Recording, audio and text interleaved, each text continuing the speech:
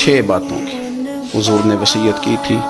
سب سے پہلے حضور نے فرمایا تھا ابو ذر مسکینوں سے محبت کرتے رہنا۔ دوسرا نبی پاک صلی اللہ علیہ وسلم نے فرمایا تھا جب بھی دیکھنا نیچے والوں کو دیکھنا، اوپر والوں کو نہ دیکھنا، مالداروں جاگیرداروں پہ توجہ نہ کرنا، ذہن خراب ہوگا، نیچے دیکھنا، غریبوں کی طرف توجہ رکھنا۔ تیسرے نمبر پر نبی پاک صلی اللہ علیہ وسلم نے فرمایا تھا ہر حال میں حق بات کہنا اگرچہ وہ کڑوی ہو۔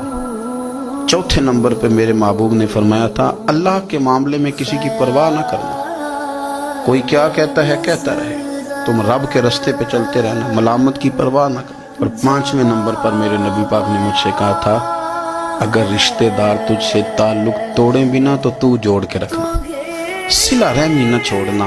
اور 6 نمبر پر حضور نے فرمایا تھا اللہ کے عرش کے خزانوں میں سے خزانہ ہے لا حول ولا قوت الا باللہ العلی العظیم۔ حضور نے فرمایا اسے پڑھتے رہنا